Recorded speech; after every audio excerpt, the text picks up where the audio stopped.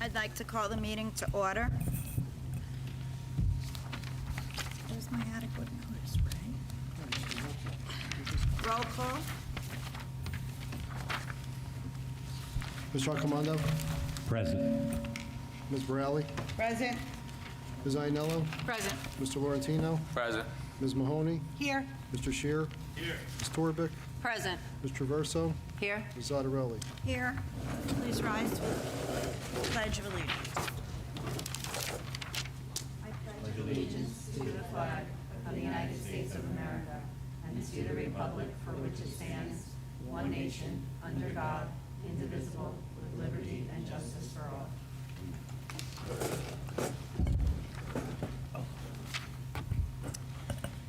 Adequate notice of this meeting has been sent to all members of the Board of Education and to the Bergen Record in accordance with the provisions of the Open Public Meetings Act, Chapter 231, 1975. Where's the rest of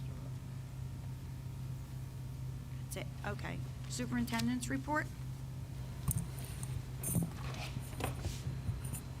I will give my full report on Wednesday, but I just wanted to remind everybody that our bond referendum vote is tomorrow, March 14th, between the hours of 1 and 8 p.m. So the polls will open at 1 o'clock. We do have an early dismissal tomorrow, and it's your regular polling location. And if you have any further questions on the referendum, please visit the website. It's sbpsnj.org/referendum, or you could just go to our district website and access it from our homepage, www.sbpsnj.org. Thank you. I'd just like to add, and if you're here, you can ask your questions when we open to the public. Thank you. And we also have two presentations tonight. We have our Tomorrow's Teachers presentation that is going to happen soon, and then following that, we do have our audit presentation on the budget. Thank you.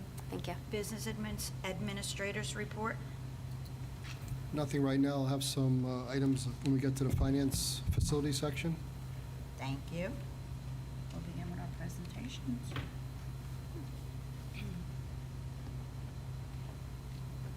Begin now? Yeah. Okay. All right. So we will start with our Tomorrow's Teachers presentation. So I will ask the members of the board to please relocate to the front row, and we will get the screen ready for you.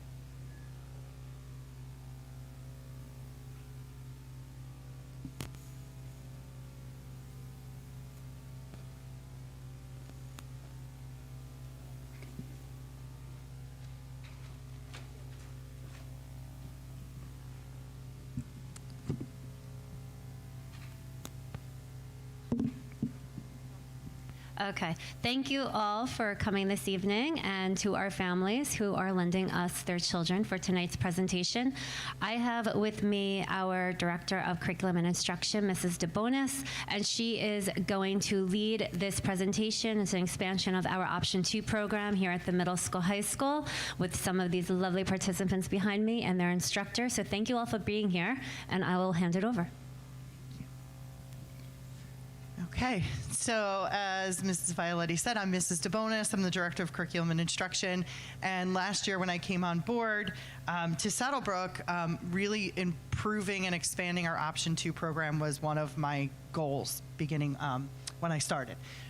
So with that, we had the idea of creating a program that would support our students in figuring out whether education was something they wanted to go into or not. And at the time, as we're having all these back-end conversations, I get an email from Ms. Lawrence saying, I would love to move forward with this program. I had done this in high school, and it was so beneficial. So it was like our minds were thinking the same thing. So we met, and we hashed it out, and this is our first year of having Tomorrow's Teachers, which is a dual enrollment course through Rider University, and being able to offer that for our students. So a little bit of what it looks like. We've had teacher mentorship in the district before. This is a little different. So Rider University gives us a curriculum that really mirrors what our teachers go through with student teaching. It shows our students how to lesson plan, and basically it's gearing them up to become educators. And then within their mentorships, and they're placed all over the district, they gave us a list of teachers that they wanted to be with in different areas of education, whether it was elementary or preschool or specific domains, music, art, those kinds of things. And they are out in the field 4 days a week, and then 1 day is in the classroom with Miss Lawrence. And I have to say that 1 day in the classroom is absolutely amazing. They get to debrief and unpack what they've done all week, some experiences I'll let them share with you, but a lot of things they're going, I can't believe the teachers do all this work. I can't believe it takes this much time to grade papers. I can't believe lesson planning takes this much, or this kid said this funny thing. And it's just really great. And whether or not they go into education, this mentorship has really helped them make that decision before they waste time doing something now they know. Some of them said, not for me. And others are saying, yes, I absolutely love this, and this is what I want to do. So it's been absolutely wonderful. They are a phenomenal group of kids. I'm so proud of them. And I keep telling them, you are the first. You are the first group of Saddlebrook students to go through this program. So it says a lot about who they are. So I am going to stop talking and hand it over to Miss Lawrence, who is leading them and leading them oh so well. Thank you.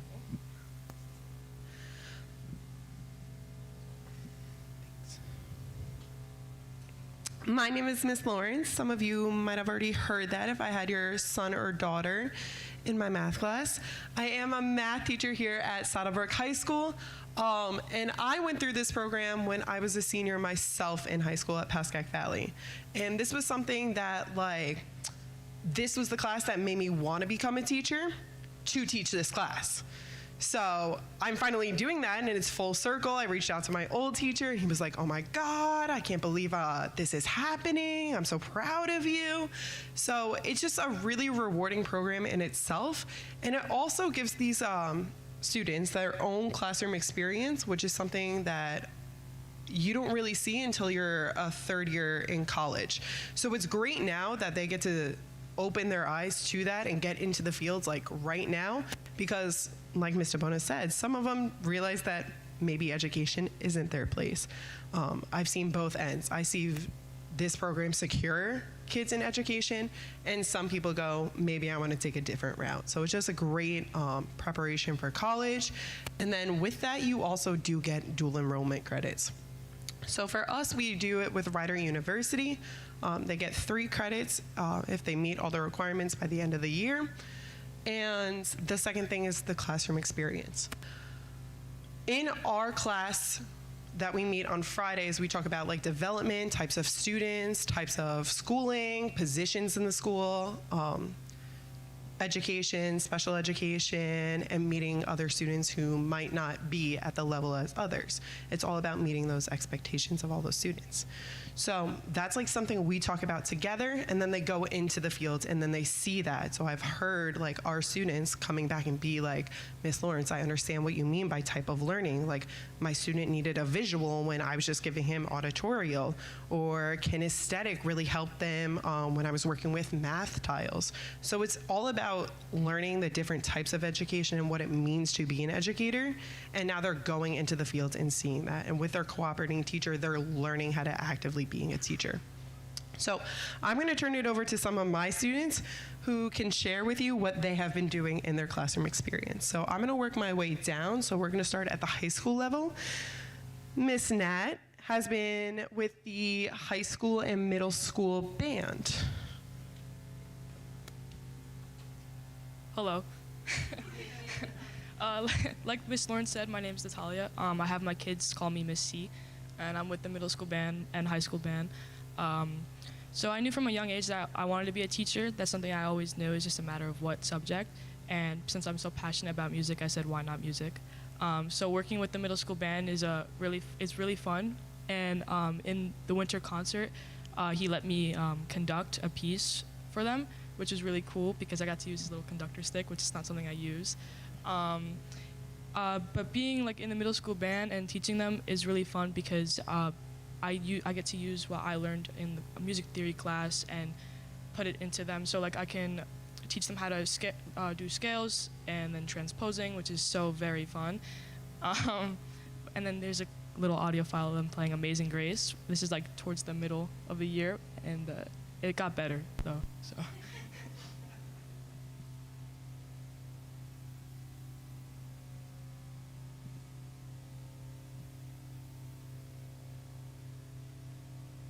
It was working before.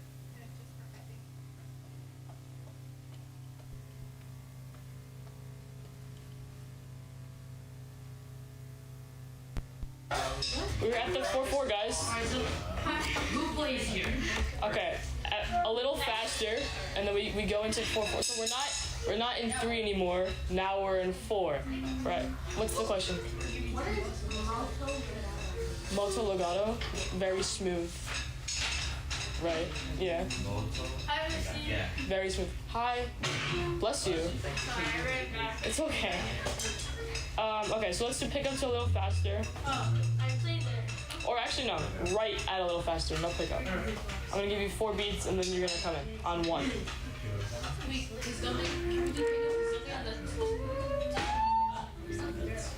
Okay.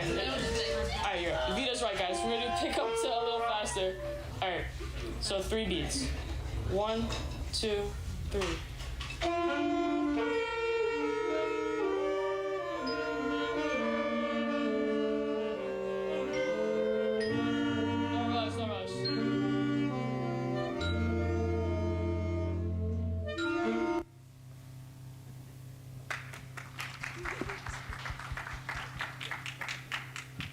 All right, next I'm gonna have my 6th graders go. And I believe some of their students are in the audience, correct? Okay. And I think your teachers are gonna call you up in a bit, so I would say get ready.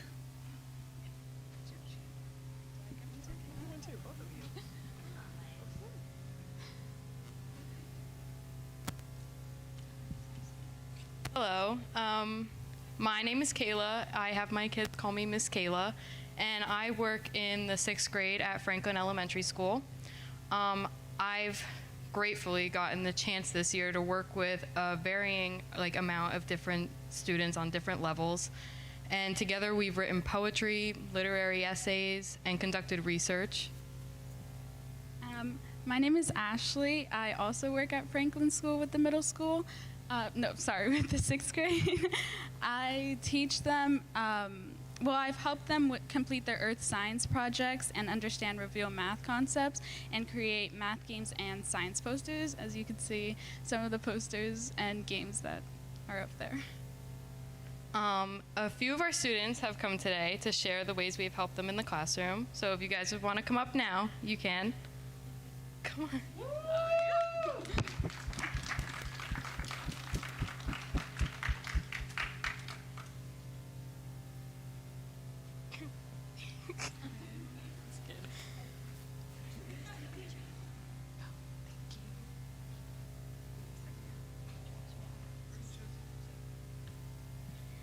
Hi, my name is Julia, and Miss Kayla helps me with work, gives me tips and advice to make it stronger.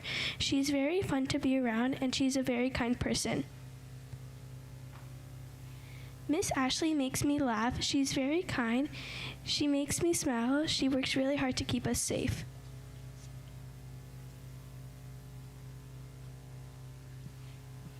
Miss Kayla helps the 6th graders with completing most work that needs to get done and with being there for us. She is amazingly approachable and kind to everyone. Miss Ashley helps the 6th graders with their work too, and partly because of her helpful nature. She's a great friend to everyone and is always happy to help.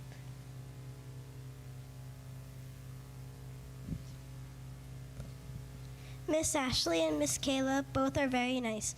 They both create posters for different classes. These help us learn and help us remember information that helps us with our tests, essays, and other things. Miss Kayla helps me with work whenever I'm struggling and has great tips and advice that help me improve my work. Miss Ashley is always ready to make me smile when I see her and creates great posters that help us learn. Miss Kayla gives me good tips on how to improve my work in class, and she is a great person to ask for advice. Miss Ashley helps me with my work, and she's an amazing person to talk to when I'm feeling down.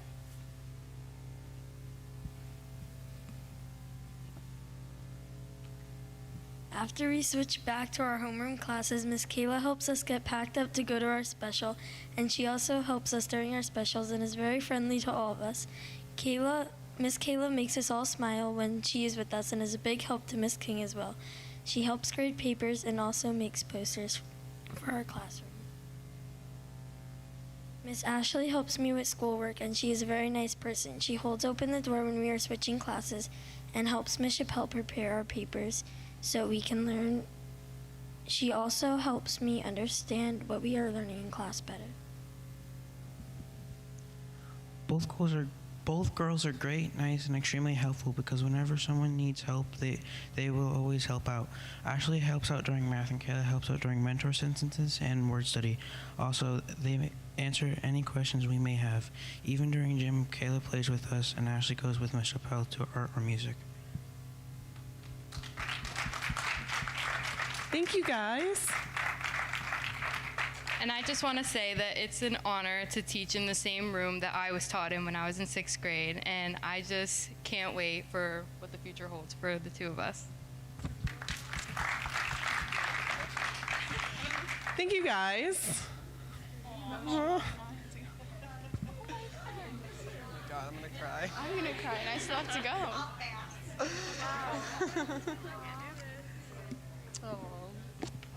Awesome job, guys.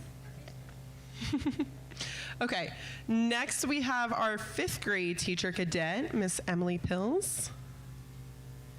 Hi, my name is Emily, and I am with the 5th grade at Smith School. And up there, you could see a bulletin board that I did all by myself. Even the letters, I had to cut them out, which took some time, but it was okay. And I'm there for both 5th grade classes, science and social studies, depending on where we are in the trimester. And I chose to present this because this was from one of our bright periods where we learned about the importance and uniqueness and how to embrace individuality.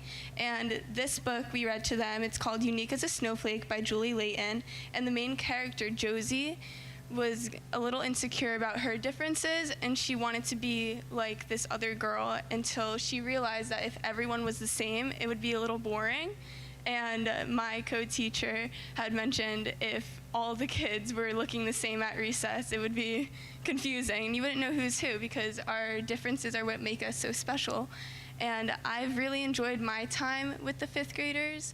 Today was my birthday, and I walked in, and they all started singing to me. And they made me cards as well, and I was like getting super emotional, but it's okay. And I've been able to learn a lot from them because they come to me with like their problems, and I'm able to give them insight as to when I was in 5th grade and how I dealt with that. And I was given the opportunity to, this Friday on the SEL day, teach a lesson to them.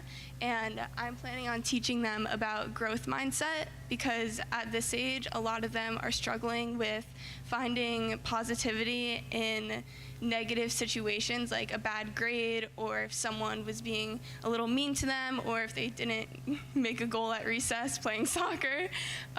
So I think it's going to be really beneficial for them to learn how to become optimists, and I think it'll be great when they get to middle school. So, yeah. Thanks, Emily. I would also like to point out that Emily is truly giving it her all, especially at recess. I think last week she broke her foot playing soccer with the kids. I was in a boot for 3 weeks, but I told them that I did it dancing because I also dance professionally, so it was viable. Recess is brutal. Next, we have Melody Taylor, who's with the second grade. Hi, my name is Melody, and I'm with Miss Alling's second grade class at Long School. So in the beginning of the year, I started doing some like classroom management stuff, like on that poster I made over there, just doing things like that, filing papers and all that kind of stuff. And now I'm actually able to do like mini lessons with stuff like word work and phonics patterns. I came up with these like SEL activities. So the castles over there, they were supposed to like work in groups to come up with ideas of how to be a good team, and then they put them on paper and made them into sandcastles. And then for President's Day, they made like Abe Lincoln hats with like ideas of how to be a great leader. So they wrote like Dominic is a leader and then like how they are great leaders. So that's just some of the stuff I've been working on with them. And I've also been able to work in like small groups during RTI, which is a response to intervention. And that's just like helping them on skills they haven't mastered yet. So I'm just really grateful for this experience because like at this time last year, I didn't know what I wanted to do. And now I've applied to a bunch of colleges to be in the education field. So I'm really grateful. Thanks, Mel. And last but not least, we have Miss Kiara Torres, who is also second grade. Hi, my name is Kiara Torres. I am at Smith School with the second graders. These pictures up here was the first lesson that I taught. I usually go over there for their math class, so I was able to pick a lesson to teach to them. So I chose sorting coins from greatest to least greatest, and I made them headbands. So we started off with quarters, or with the letters first, so that they were able to identify it, and then we put it on the kids' heads, and then the kids in the seats, they were able to move them from greatest to least. And then once they understood that, we switched over to the faces of the coins so that they were able to recognize them. And then we did that as well. And then we went over the packet, and I was able to go over the answers with them and everything. This program has helped me solidify my decision in becoming a teacher. So that's what I applied to my colleges for, to become an elementary school teacher. Thanks, Kiara. And that is what we have for you. We don't want to take up too much time of your meeting, but if you have any questions regarding the Tomorrow's Teacher program, you can ask me, you can ask one of my cadets, you can ask Mr. Bonus. We are more than happy to share information and get people into this program.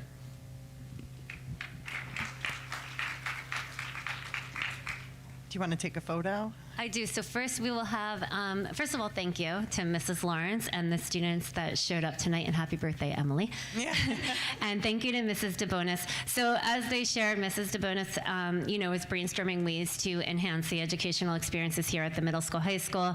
Miss Lawrence approached her with this idea. We both thought it was absolutely fantastic. I've sat in their classroom as well, the one day a week when they meet, and their conversations are great. It's just fun and re-energizing to hear young people, to hear kids, have this experience and share it with all of us. So at this time, we will have all of you, your crew, come take a picture in front, and then we'll have the students that came with their teachers come take a picture, and then we will reconvene because I don't believe the auditor's here yet, right, Mr. Karate? Okay.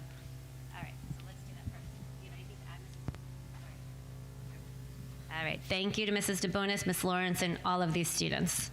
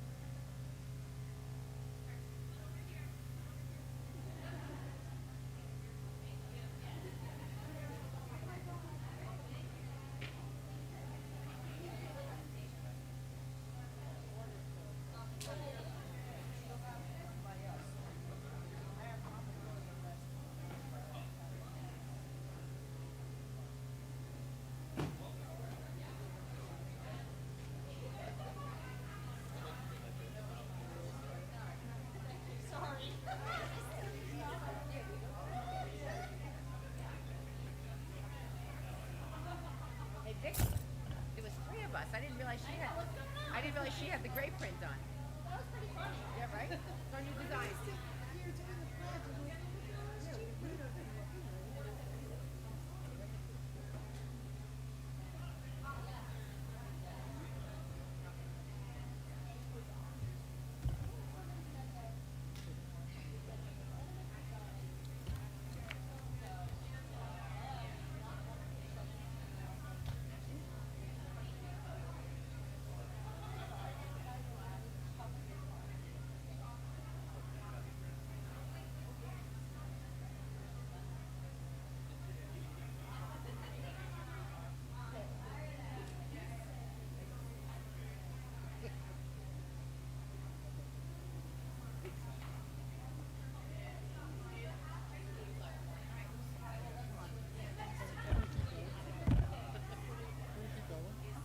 He's like, "Go ahead, Rob. He'll be coming." Hopefully he'll-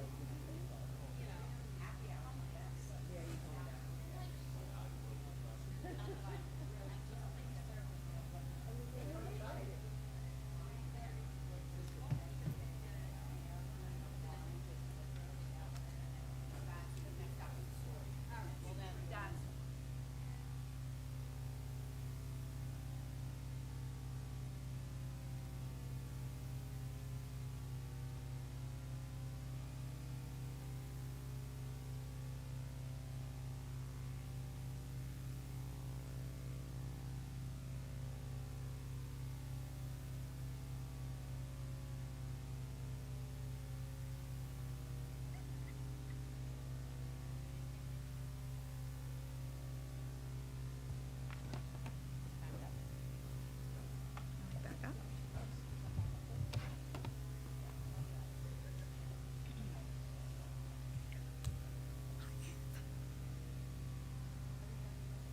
Are we back on? Or do we ever go off?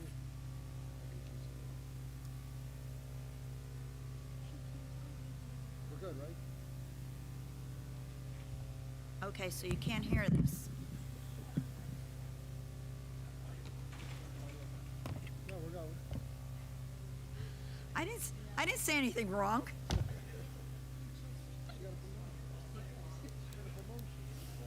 Oh, trust me, I get text messages, Mike.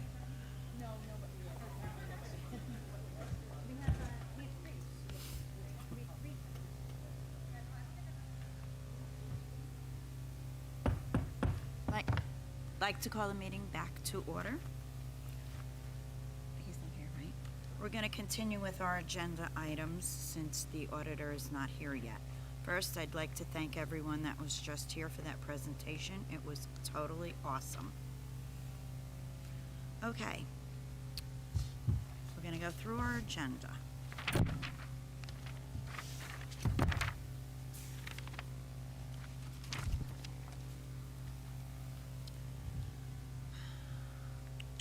We're not going to discuss HIBs. Under education and curriculum.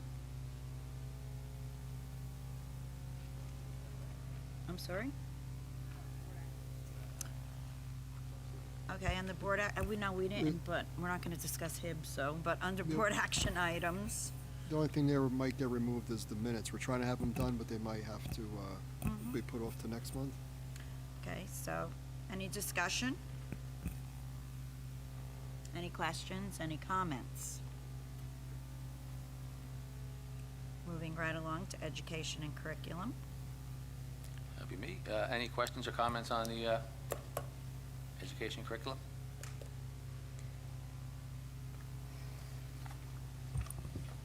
Seeing none. I will just say the submission of the school climate change pilot, that is, Mrs. DeBonis and myself are working on this grant through the state to help satisfy the new standards, the climate standards that the state has provided us with. So there is a grant process, and part of that process was getting approval for submission from the board before you actually submit the grant. So that's what that is. Mike, under Finance, Budget, Facilities. Any discussion? Any questions or discussion on that?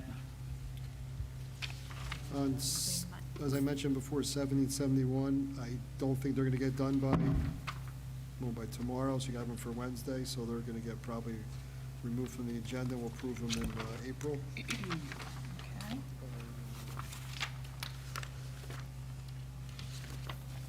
And I'm in the process now of adding vendors on the number 76 projects that we did. Some of these are from the audit, and some are currently happening now. So that'll be filled in hopefully by tomorrow. And the auditor will talk about the annual audit report and the management report under 77, and then 78 I'll have the corrective action plan, which there's 2 audit comments. I'll have the corrective action plan done by tomorrow and attached to the agenda. Thank you. Okay, I have a question under 2223.75. It's the refund or credit for tuition. So those students weren't rerouted to a different school? No. Okay. Just wanted to make sure. And on cue, we have Mr. Lurch here to talk about the audit. So we can bring him right up. Okay. Right?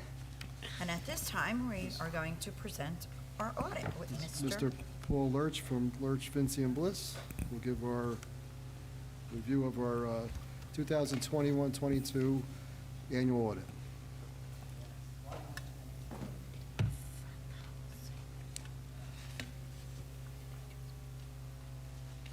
I gave, well, just so the board members, they have your 2 reports in front of you, the 2 bound books. The larger one is the financial statements, and the smaller one is the management report. Mr. Lurch might refer to those documents, and also there was a synopsis that for the public outside. Thanks, Raymond. Well, hello, everyone. And as Raymond said, I'm here to present the results from the 21-22 audit. So I'll start by just going over a few general comments. We'll talk a little bit about some fund equity surplus, and then we'll talk comments at the end. If anybody has any questions, just by all means stop me, and we'll try to address those questions. So the audit report that the board received will have 3 opinions in it.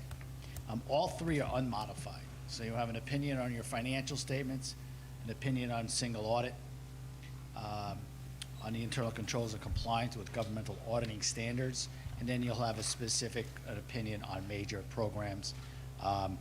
And so if you go through those particular opinions, you'll see that they are clean opinions, and I call them as unmodified opinions.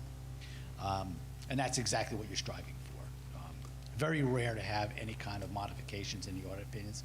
If you do have modifications, then you have some serious issues, generally speaking. But no, so there are none of those to report. The district was subject to a state and a federal single audit. What does that mean? That means that any time a district expends more than $750,000 in either state or federal programs, it triggers a single audit. Single audit means that as the auditing firm, we have to determine whether or not you have major programs and select those major programs for testing, which means that we need to go then and pull down the grant compliance supplements.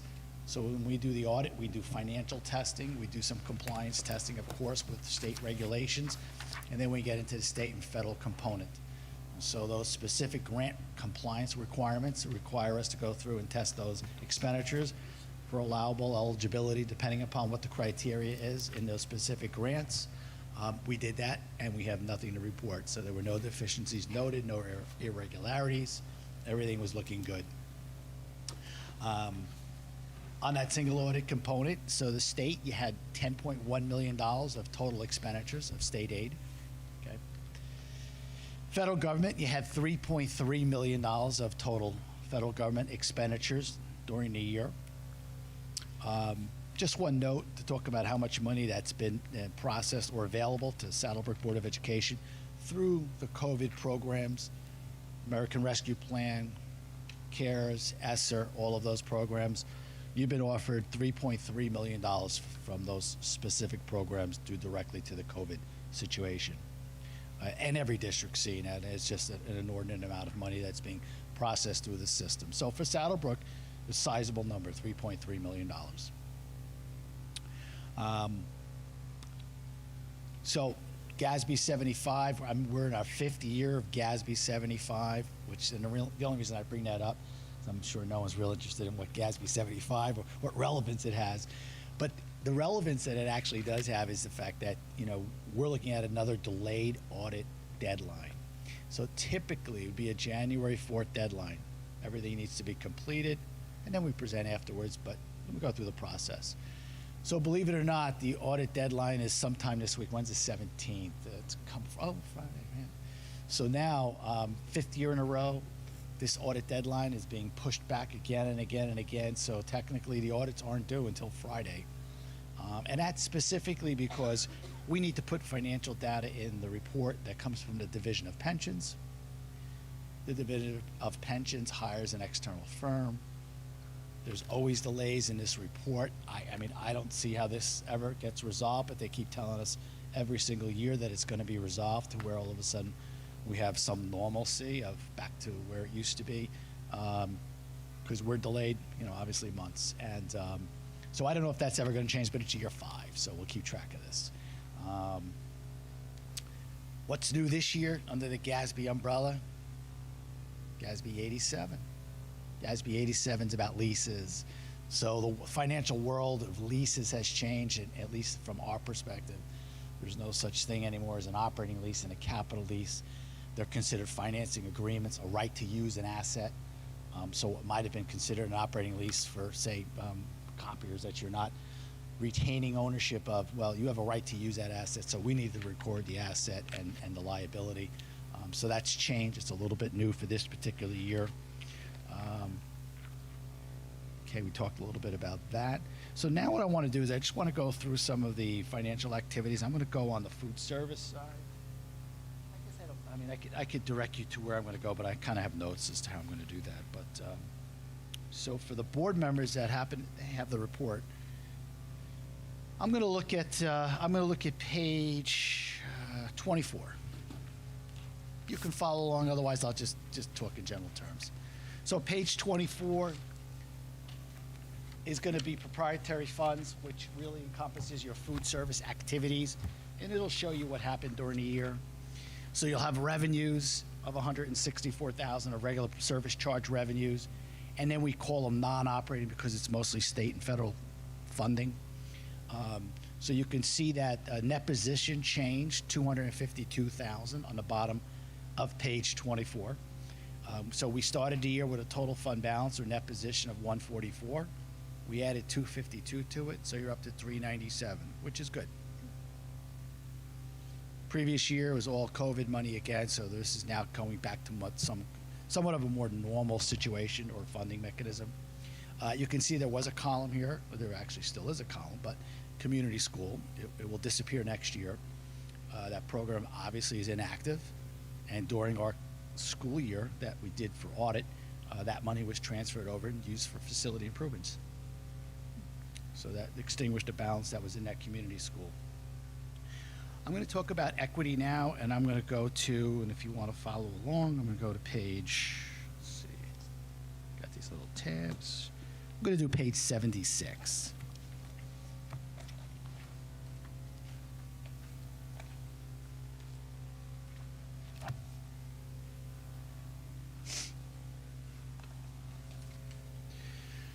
Okay, so page 76 is the final page of the budgetary comparison schedule. It's your operations, so it's your revenues and expenditures for the budgetary basis, the general operations of the district. It's your most important exhibit that's in the audit, I feel. It'll talk about your fund equity, where are the reservations of equity, what do we have set aside for other specific needs or programs.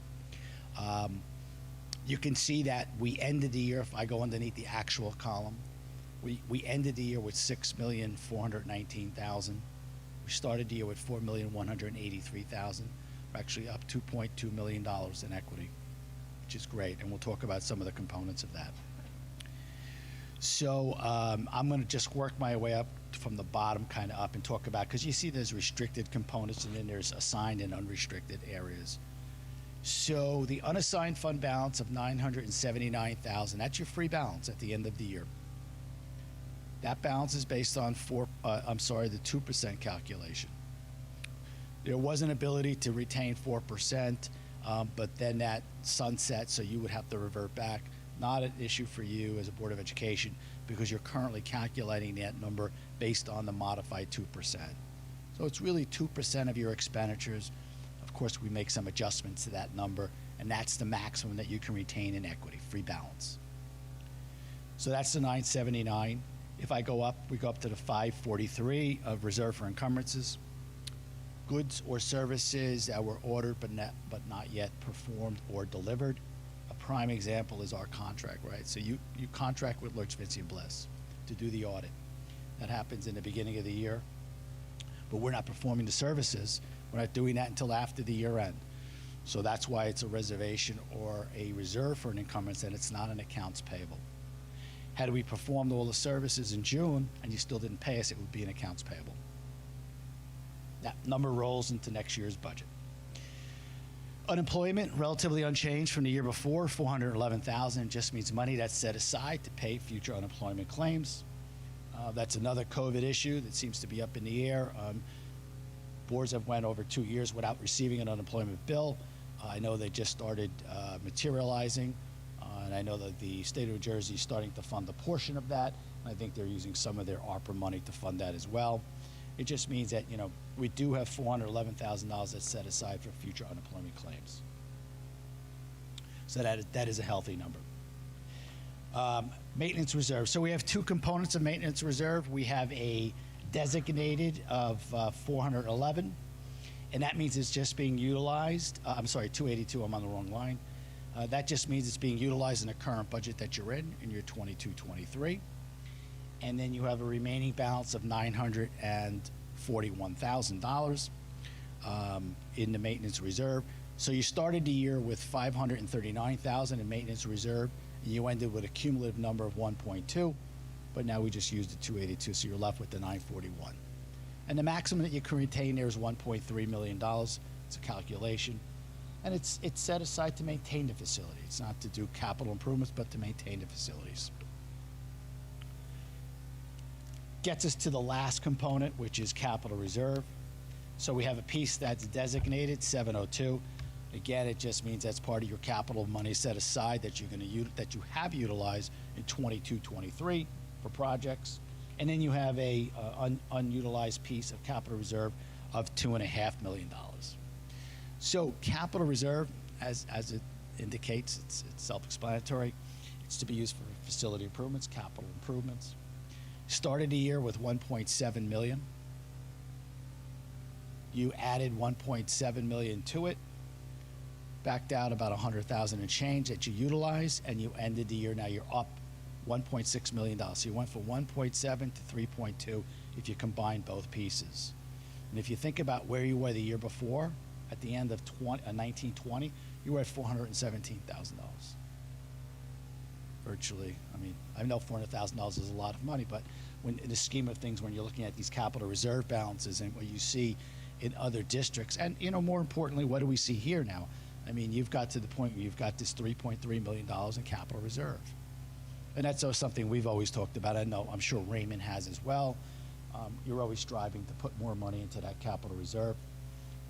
And let's hope the referendum passes tomorrow, right? It's tomorrow, right? Okay, see, I got that right. Okay, great. And that would really help matters as well too. But financially, I think you had a great year. I think you're moving in the right direction. Let's hope the voters agree too, and you can get some other capital stuff completed as part of the whole process. So that was nice to see. Just two comments that we have in the report. Okay. One is that, we've done a lot of leasing and financial transactions this year. If you were to go back and look at the I exhibit back there, there was one transaction. It was a lease for improvements, various equipment improvements that we did through a third party. $700,000 was the actual lease program. That activity has to be recorded through the financial statements. It's going through a separate bank, then the drawdowns are coming through as you utilize those proceeds. Those financial transactions were not in the financials. We recorded them. Just so that's why it's in the report as a recommendation that those transactions and all lease transactions be recorded. And then the only other thing is now that you are part of the National School Lunch Program, we have a net cash resource issue. Basically what we're saying, or at least the federal government is saying, that if you have equity in your food service fund and that exceeds more than 3 times your average expenditures, you have too much money set aside. So they're saying that now you've exceeded net cash resources, or the allowable component. How do you fix it? I know you've already fixed it because we've had an exit conference and we've spoken to Raymond and, of course, the superintendent as well. But you purchase stuff that's to be utilized towards the food service program. And that's how you draw down the equity in the food service. So there's a calculation. They just want to make sure that you're not hoarding too much money in this particular fund, and that's a federal requirement.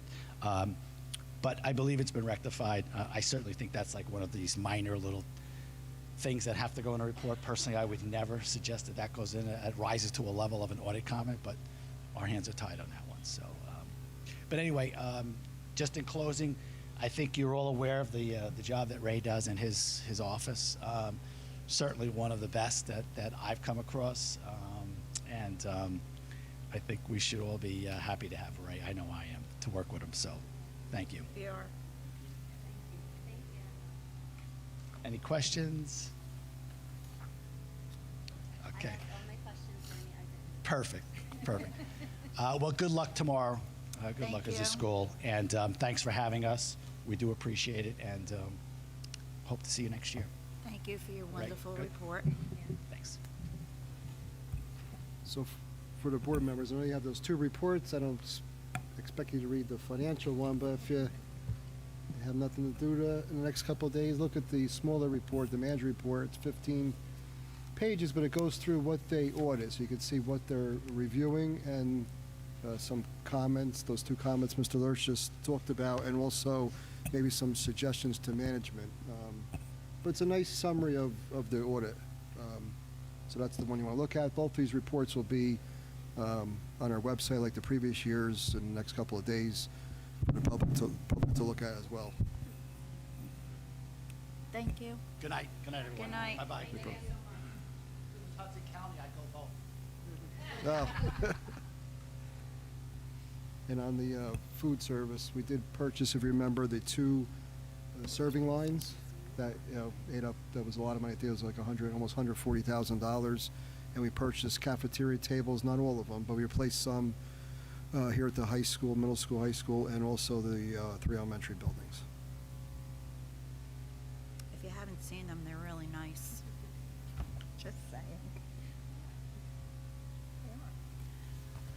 Okay, any questions? Comments? Good job. All Good right. job. Good job. Good job. What? Good job.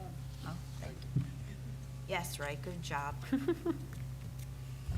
Back to our agenda. Mrs. Ianello, policy? Yeah. Okay, well, we have 2 policies on dress code. So I think we're aware, most of you are aware, that we're going to be dropping the uniform and adopting a dress code. So the 2 policies we have on there are just describing what will be acceptable clothing for school and grooming. Does anyone have any questions? No, actually, that, through the chair, was my question. What specifically is it going to be now, since they're no longer uniforms? And when is this going to start? I know we have our first reading, then we're going to have our second reading. And then the day after our second reading. Day after our second reading, which will be next month.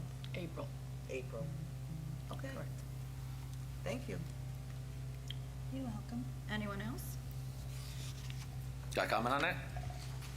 All right, I'm a hard no on this one. Put it in a little bit of context. I've been on the policy committee the last previous years, going back to when Michelle was on the board. We first opened this up when we wanted to talk about leggings, and then we did some surveys, and we made some modifications through the last 2 years with some leggings. We allowed gym clothing. We changed some colors. My particular issue is I'm not against changing my vote to yes. I think the issue we are raising for ourselves is issues of transparency and trust with the public. I think last year we did the survey, went to the public, hey, do you want to change our policy? And at that time I said, although I'm 100% against this, I will go with what the public says. And the public voted pretty much 2-1 to keep our current policy. My concerns here is we are doing a seismic change to the district with literally not telling them anything before tonight. We see, is anybody here in the audience knew this was coming? Does the public know it was coming? To the best of my knowledge, no. Hold on, I'm not done. I think the other issue we have is an issue of trust with the public. How does it look that we went to them last year?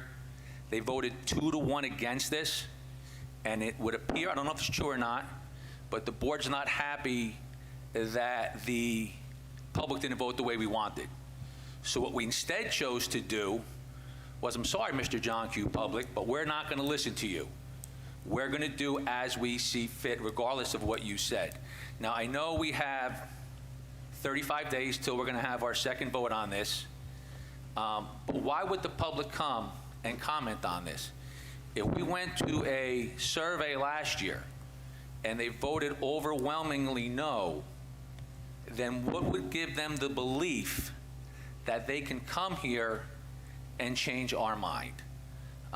There's no need for me to get into my personal reasons why I'm against this. Hey, if the board votes for it, there are a lot of districts that have plainclothes policies. I'm not saying that doesn't work. What I'm saying is I like what we do. Our clothing is a non-factor in our district.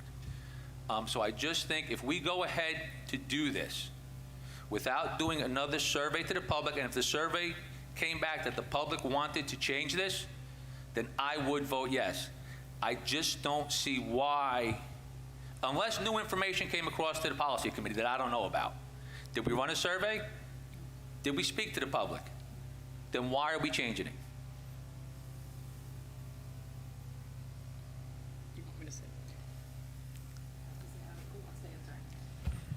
I don't know if I'm on. Before Mrs. Ianello Addresses this, I just want to say, the last 2 meetings, it has been stated at our meetings that this was going to be happening.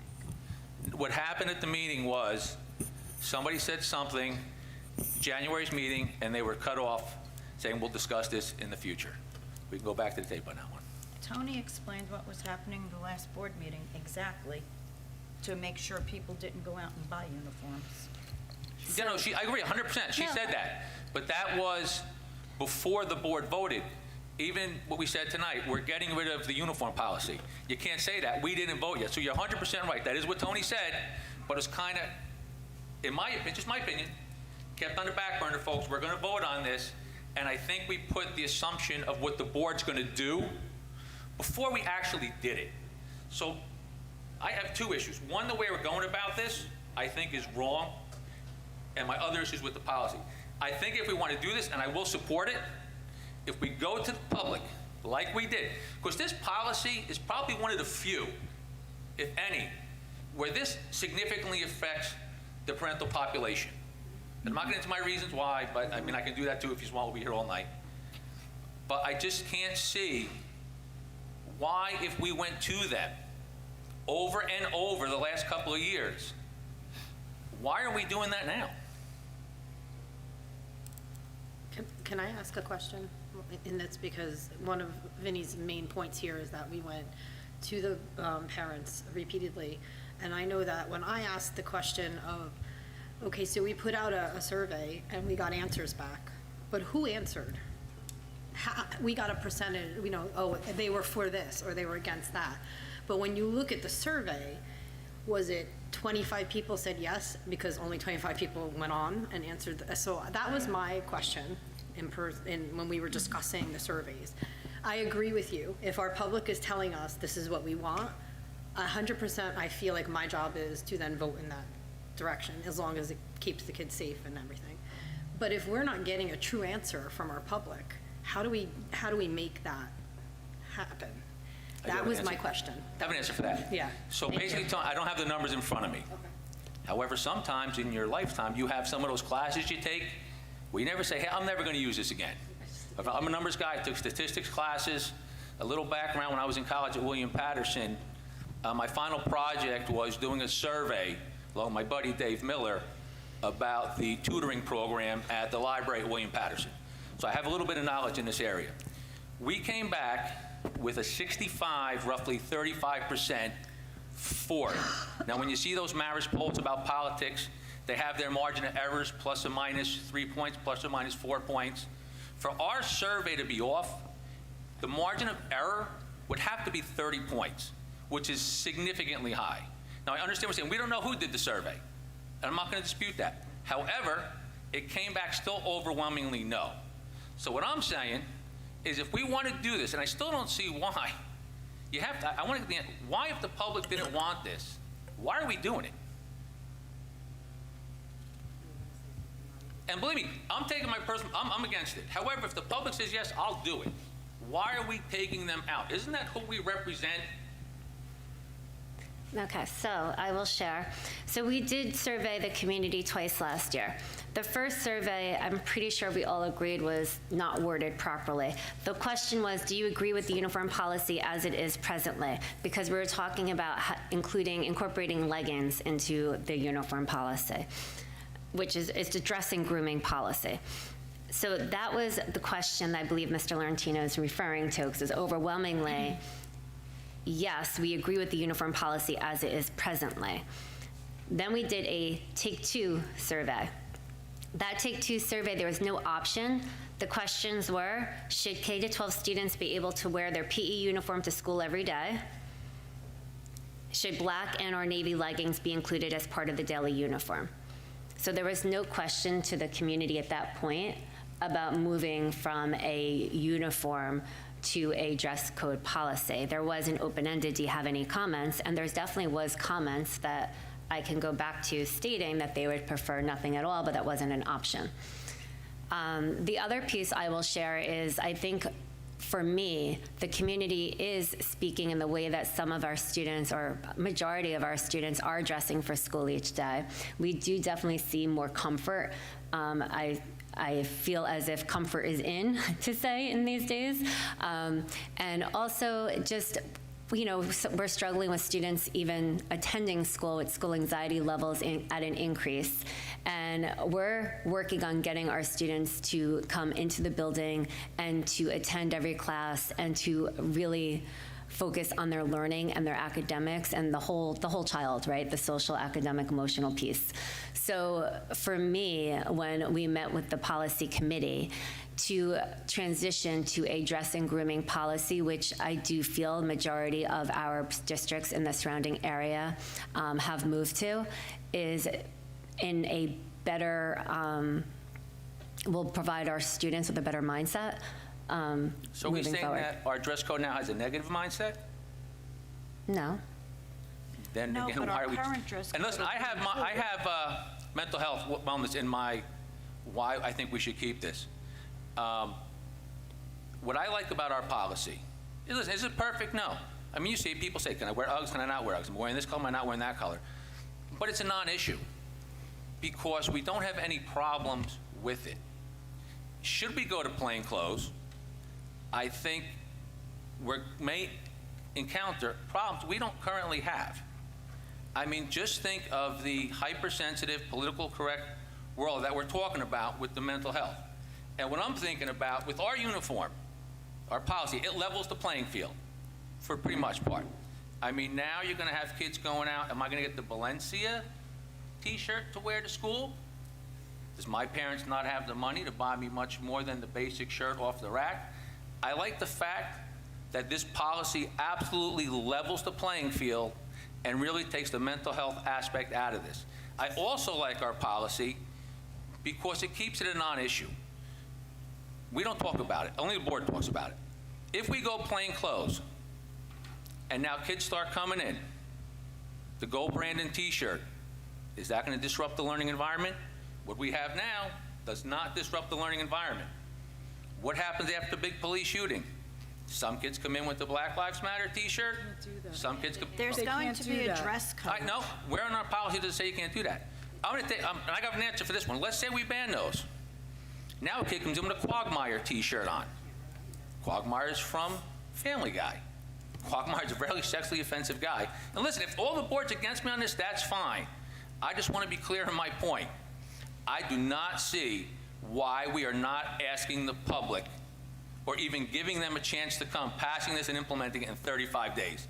So even if we go to this, have we learned nothing from the whole thing with the cap and gowns, with the buses? We didn't actually get hit. I agree with the board did on those issues. It's the way we implemented them. We are having a seismic change to our district with absolutely zero parental input. And if we're fine with that, then I'm pretty much moving on to the next topic. But that's up to you guys.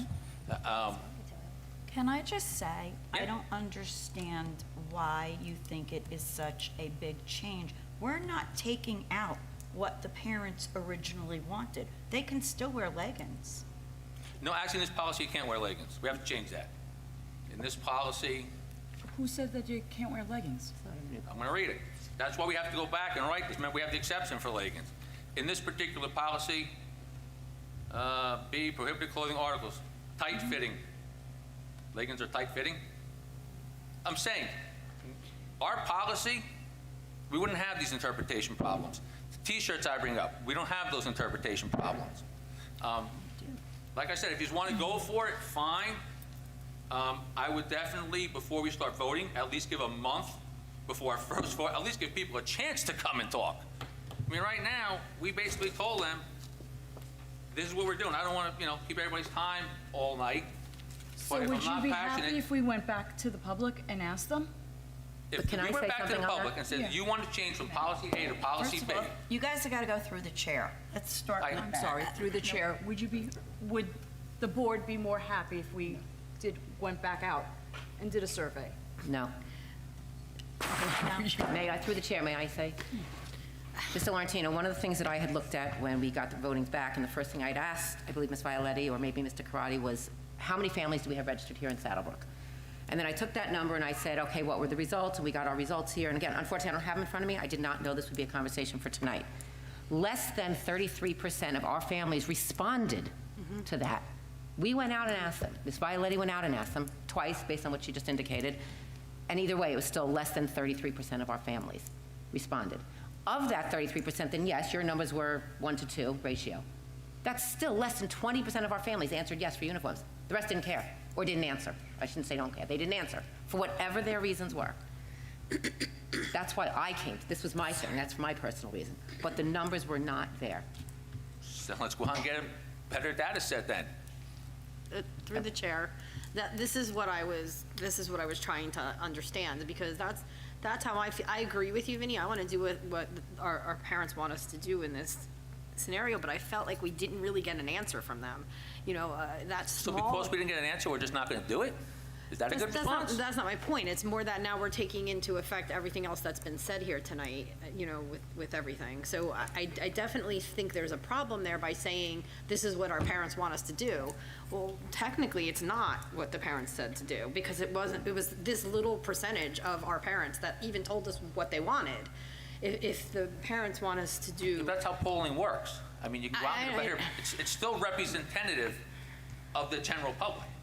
Of a small portion. Of a small portion But of that's it. how you do your polling. That's how polling works. I mean, if you want to go out and get a bigger portion, then fine. If you just want to just vote tonight, vote Wednesday and say yes, that's fine too. I mean, it's not something, I just have a hard time, as you can tell, that on such a seismic thing that affects our parent population, that we didn't have the courtesy to ask them. And with that, I'll close up. I mean, if you don't want to have the courtesy, that's fine with me. Through the chair, I just want to say, we also discussed, one of the big questions that I asked the superintendent was, are we policing the kids in their uniforms? And this was a big question that was asked. You're by the schools, you've seen it. Watch the kids come out of here. Are they following this dress code right now? Is it being upheld? Are we really upholding this dress code? Yeah, but if you look at it that way, our violations now are what? Uggs, colors, dress. If we go violation with this one, I brought up the whole, oh, you can't do the Black Lives Matter, Blue Lives Matter. If we're not enforcing that policy, what makes us think we're going to enforce this policy? If you have certain outfits that we have tight, if we're not enforcing the basics, which is literally the enforcement a non-factor, the violations of this policy are going to be, in my opinion, disruptive to the classroom. And I think education and putting our kids in the best position to learn should be our most important issue. Like I said, this is just my opinion. If you want to vote the other way, ignore the public, I'm good with that. Through the chair, if I may, I'm sorry. Go ahead. I do understand what you're saying, Mr. Laurentino, because I was on the same page as you. One of the things where I've taken into consideration is, I think our young students here need to learn how to dress as well. So by having this policy and giving them some parameters, they will have the opportunity to learn how to dress without being told what to wear. As well as there's days when there's presentations to be done, they're not allowed to dress up because they're going against the policy. So when they have a presentation to do in class and they're told you should be dressed professionally, they are now being taught how to dress professionally and coming to school. So there are many times that they are supposed to dress a certain way, but are not because of the uniform. That's just one aspect to give you that other viewpoint. So. But again, these are our opinions. I respect everybody's opinion 110%. We're 9 people in a district of 1,400 students. We're not going to ask anybody what they want to do. It's borderline ludicrous. With a policy like this that came into place through parental meeting after meeting after meeting, and literally in 35 days we're wiping it out. And if, you know, just we'll vote what we want. If we want to ignore the public, go ahead. So should we do that?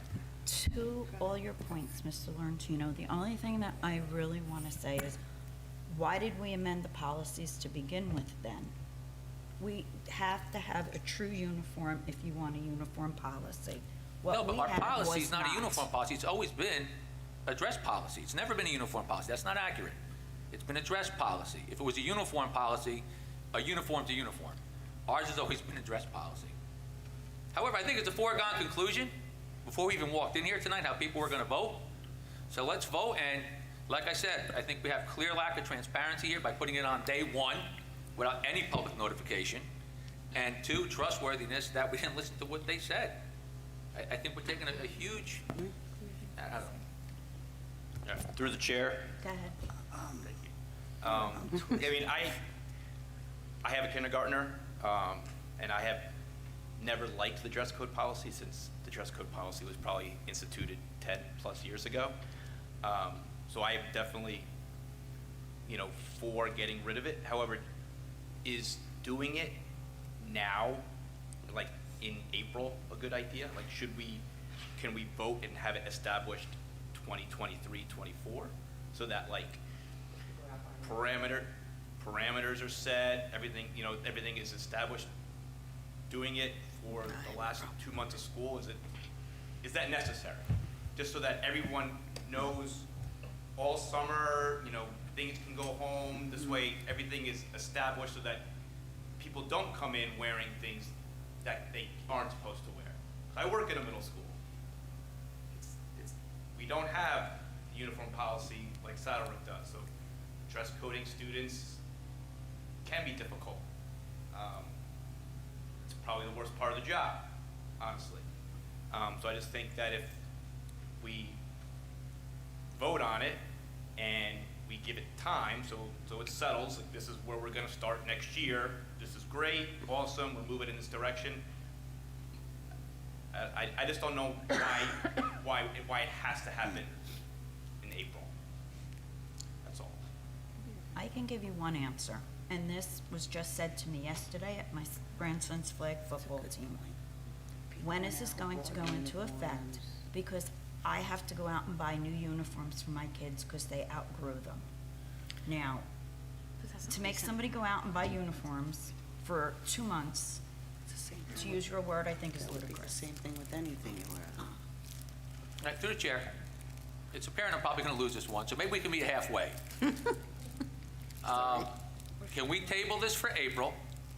I'm sorry, we're in March. Table for March, first reading in April, second reading in May. At least at that point, it gives the public a chance to come and speak. And then like Richie said, why do it in April? I understand Sylvia's point, valid. You know, let's do it, give some people time. We switch over in September. At least then, we've given them a chance to speak with a little bit of, like I said, I don't want to be so hard-edged on this. You know, if we at least give them a little bit of time for some input, and nobody may come, and I fully recognize that. However, if you want to vote March and April, I will 100% respect the wishes of the board. Through the chair, all I was going to say was several months ago when I was not on the policy committee and it was brought to my attention when the gym uniforms were added in, and I asked why, all they said was, we'll table it till spring. We're now in spring and we want to retable it. What point do we stop that? Because then come the fall, it's going to be, let's retable it again, because this is how people are feeling. There's mixed feelings. But it does sound like it's going one way and not the other. Through the chair, how does the rest of the board feel? Yeah, there's a couple that haven't spoken, so Yeah, I'm curious. I'm with Richie also, because I do have 2 kids in the school, and they do, like I said, don't want to wear a uniform. And it would be, I see where you're saying you don't want them to get the uniforms now for next year, but if we can wait until that May, June time, then it would be good. So for September? Yeah, I'm all for getting, you know. It's not next year's uniforms, it's buying clothes now for 2 months. For April, May, June is summer clothes, versus what September, October potentially becomes. Okay, I understand what you're saying. I was just asking him for his opinion on what he would prefer. But one thing that was brought up on sidebar over here is that if you're outgrowing your clothes for your uniform, you're outgrowing your street clothes or your dress clothes as well. So you would have to buy clothes for your uniform or for your, I don't want to say call street clothes, but that's how I would refer to it. Street Absolutely. clothes can be worn all the time, not just like your uniform. But yeah, I agree with Rich. So that's, Anyone else that we haven't heard from? I guess that would be me, through the chair. Well, you're not Kelly. I'm looking at it as a parent and I'm looking at it as a principal. And a principal that does not have a dress code. So if you've gone shopping lately and you've seen what they sell in the stores, and if you've seen what my daughter brought home to wear, and she would go out in public the certain ways that I would not accept, I would think she would come to school in that as well. However, I have seen her walk out the door with, what are you wearing that for? Is that part of your dress code? Nobody says anything. Pajamas, different colors. I'm just like, okay, you know, you're talking to a 16-year-old, and this is what they're wearing, okay? And it's just not an easy thing. As a parent, I love them.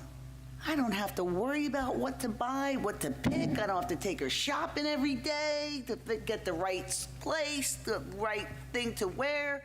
It's like, that's what you're wearing. That's what you're allowed to wear. No questions asked. Very simple. So, I mean, again, I do agree with Vinny in some way that, you know, we should give the public at least, what are the questions that were actually asked? I heard you, Mrs. Bialetti, but maybe we need to be a little bit more specific in the questions in the survey to say, and not so long. People don't want to stay there and answer question after question after question. I mean, it's just like reading material.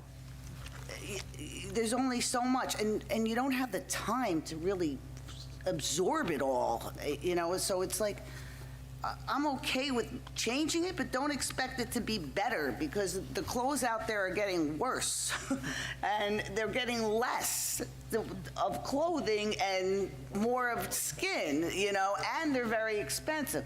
So either way, I'm like torn here. It's a tough decision, but I do think that if we are gonna make this change, let's do it in September. Give the whole, they don't have to worry about going shopping for uniforms. They'll know what to wear. They'll be prepared to walk in the door in September. And policing it isn't going to be any better than policing uniforms. I'm telling you, it's not an easy thing. It's just a very difficult topic here, and I do think we should give the public one more time and make the questions a little more specific and just go with it. May I ask a question? Can I just say something? We keep talking about asking the public, and I'm not disagreeing with that. However, this is the same public that is sending their kids to school in, as you just said, you let your daughter come in pajama pants. It doesn't matter. So what's the point? Well, she said if they're blue and gold, they're okay. That's what my So, son says. all right, and it has a Saddlebrook emblem, it's okay, And okay. That's my point. So whether we table this to start in September, the kids are still wearing it. May I ask a question? It's a question. It's really to... Through the chair. Through the chair, please. It's really towards the administration. If we stay as is right now, table it till whenever you want. It could be a year from now, it could be 12 years from now. What are we or the administration prepared to do to the staff that is ignoring what's going on? The staff can't handle it now. The staff can't police every child in every class, in every hallway, in every bathroom. It cannot be done anywhere. So unless we're prepared to make a major change in that issue, not changing this is not doing us any good. We don't have the bodies for it. Oh, Kelly, So, please. Through the chair. So I think I agree, waiting till September makes sense. As far as people needing to buy uniforms now for 2 months, well, if they can wear their gym uniform, those are sweats. Like, they can wear sweatpants, they can wear leggings. Those are things that they have anyway. It's not like, I don't think that that's that big of an issue. Those can be street clothes because they're sweats or they're leggings or Saddlebrook t-shirts. Like, that's not, so I don't see that being a big deal. I also work in a middle school, and some of the things I see students coming in with, and I think it's going to be hard. It's hard to police no matter what. It makes it very hard for male administrators to address female students who come in wearing sports bras with their hoodie zipped up, and then next thing you know, they're walking around, their hoodie is unzipped, and you're like, you got to zip up your sweatshirt. And you see it, and there's a few students that I've seen that I'm like, oh, way too much. You got to zip up your sweatshirt. And I think that will potentially could become an issue. I've also heard my students, and what you just said about going shopping, mid-thigh shorts for girls, it's hard to find them, unfortunately. So I've told my students, like, I don't want to see your butt cheeks. So you have to buy shorts that are longer than I don't want to see your butt cheeks hanging out. And so that is an issue, because it's very hard to find clothes that girls can wear. I hate to say it, it's about girls. It's very difficult. So I think that whatever our dress code policy is, there's always going to be the students who push the envelope and try to wear something that is not appropriate, and we're going to have to deal with it. But we're not dealing with it. That's the problem. And I agree. So I think that waiting until September makes more sense, and getting information out to parents, what's okay, what's not okay, gives them some time. and also letting our students know, this is okay, this is not okay, and getting our staff up to speed and to let them know, like, this is what's expected of our students and how we need to deal with it for September. But to make it happen right away, I think is difficult. So I would agree with that. I would think that doing it in September would be better. Okay, so through the chair, taking what everybody has said, maybe we can make a compromise here on a couple of fronts.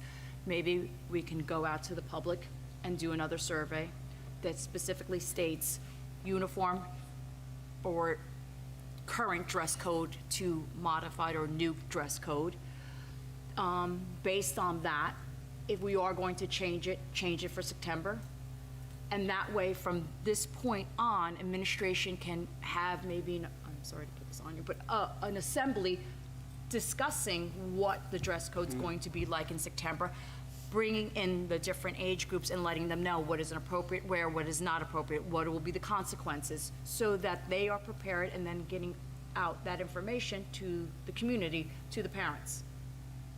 So this way, I think it covers all of our bases and everyone feels more comfortable. I mean, through the chair, it's 3 months away till June. So I feel that that's a very good plan, and I would feel much more comfortable. Even teachers will have a hard time. Is this acceptable? Is this not acceptable? Should I send you to the office? Should I? So when everybody gets a clear understanding, including staff, administration, parents, and students, and we have that time to prepare, I think that is a more reasonable time frame instead of just flipping this right now and going forward. I'm not understanding what the big difference is. Whether we have this current uniform, and it is a uniform policy, it's not a dress code. I was corrected for you, by the way. Whether we have the current uniform as it is, the way it stands, versus eliminating it, I don't see what the big difference is. They can still, right now, they can wear the Black Lives Matter shirt with a falcon on it. Is that what, that's all you gotta do is have a falcon on it? What do you mean they could wear that with a falcon on it? I'm just saying, they're not gonna be able to wear it then, and they can't Okay. wear Oh, it okay. now. We're talking That was 3 the months. point. Oh, okay. 3 months. I guess the question would be for Ms. Violetti. If we're going to go with this new policy, are we going to enforce it? My team does their absolute best to enforce our dress code policy. The bottom line is, I mean, we don't have the manpower, we don't have positions that are solely, Mr. Osborne's entire day would be dress code policy, he would get nothing else accomplished. So we don't have the staffing to, if you're asking me if every single incident will be addressed, I cannot sit here and guarantee that, no. It's a waste of time. It's a waste of administration I agree, time, too, so it's. And I actually agree, I agree, which is why I like this one better, because the violations for this one are so much less than what the violations for the new one, I think, are going to be. They're only less because no one's doing it. And in all honesty, we don't know. Do we know the numbers? I mean, no offense, but do any of us know the numbers that really are the violations without asking? Like, you're basing it on what number? And you're then basing it on a number, actually not looking an for a number. arbitrary My number, point was because we just- don't have it. I'm not looking for a number on how many violations we have. My point is, when you violate this particular policy, you're wearing your off-color, your pajamas. When we violate this policy, you're going to have the girl with the sports bra with the zip-up. You're going to have the tight shorts. I just think the violations are going to be greater. But really, I'm pretty much done. My point's been made. If you don't disagree, if you disagree, that's fine. That's why we have a board. That's why we have these discussions. Absolutely. I liked my plan. Nobody liked my plan? Through the chair, okay, I do like your plan, Marty, very nice plan. My only concern is going out to a survey again. And, much to Mr. Laurentino, as he said, my background is in counseling. I took statistics twice at an undergraduate level and a graduate level. I still think it really stinks, but that's a whole nother point. But you can manipulate numbers easily too, and I really feel like it's difficult to sit here and say we have, 1,700, am I in the right range, children, in our district, and we're getting, not even a third of that answer from the, so I feel like I don't know the answer. I don't know the true answer of what the parents want us to do, and that bothers me. Because now, you all know my child's not in district anymore, and I really feel like I don't have a strong feeling either way, a uniform policy, a non-uniform policy. My thing is, I just don't want to see the kids walking around with their stomachs hanging out and, low-cut spaghetti strap shirts on. And I was here in the district, working in the district, when the boys had their pants down past their behinds so you could see what color underwear they were wearing. Like, I know we could end up in that place too, but my point is, like, either way, if we're not policing, nothing's going to change. So I don't know how we got there. And the whole thing with the survey, like I said, I don't feel like we're really getting a true answer from the district of what they want for their kids. Because we get this 25% or whatever that says, nope, I want uniforms. Well, what does everybody else think? Are they just not voting? Because that's my problem. Maybe there are a lot more that want uniforms and they're not even talking to us. Or maybe all those other people don't want uniform, but how do we figure that out? That's my problem. That's where I am. But I'm all for waiting to change it in September. I'm okay with that. If we want to hold it another month and put it out in the world, parents come and talk to us. I'd rather them come here and talk to me and say, this is what I want. Or write to us and say, this is what I want. I'm okay with that. But I'm okay because I feel like there's more people on the board that want to wait. They are uncomfortable with going forward with this first reading, and I don't think it's right for me to put the rest of my fellow board members in that position. So I am fine if that's what they would like to do, to hold it one more month. So literally we're like voting in June for it to go. That's fine with me. I'm okay with that. Do we have to, can we vote and just institute it in September, or if we do the readings, it has to start right then and there? No, we could do it for September.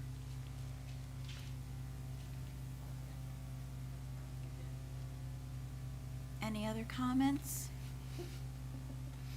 Nope. Okay, quick, let's move on. Negotiations. We're going to start negotiating with the paras next week. That's pretty much all I can say on that. And now, is there any old business? Well, we're going to. Okay, and personnel? Do that. We can't do general personnel. Through the chair. Yes. All right. Through the chair, I did have a question on not specifically who, but can you explain Wellness Club Advisor? What role does that person? It's an after-school club at Long School. So with the new contract, the teachers, each elementary school is allotted 2 clubs aside from their environmental club and their student council club. So Franklin School has safety patrol and technology. So each school kind of chose the clubs that fit their needs of their building. So Long School didn't have any thus far, and this teacher approached the principal about doing a wellness club starting this spring, after school. So that means they get another one too, because you said each school has 2? They have the option to have 2, but we're just starting it with the new contract, so I don't believe Smith School, Smith School has a PR club, an after-school PR club. Can we get a description of what will this entail? Sure. What they will do for I'll get this it for you. particular club? Yes, I will get it for you. All right, I have a question on P2123.66. Why are we approving this after the fact? That is my biggest pet peeve. It was sent to my office today. Okay, But why wasn't he on the prior agendas? I would have to find out from the person that emailed it to my office. And I would just like to say, moving forward, when it comes to the play and the musicians and the people they bring in, I think they should be background checked. I bring this up every year, and I get told the same thing every year. They're never alone with the kids. Well, we've had numerous meetings here where I've actually looked in here at practices, and yes, they are alone with the kids. That's my say. So I believe it was an oversight, and he did play, so. So if we didn't want to pay him, we can vote no. I mean, it's after the fact. That's my point of voting after the fact. It leaves us no choice. No, I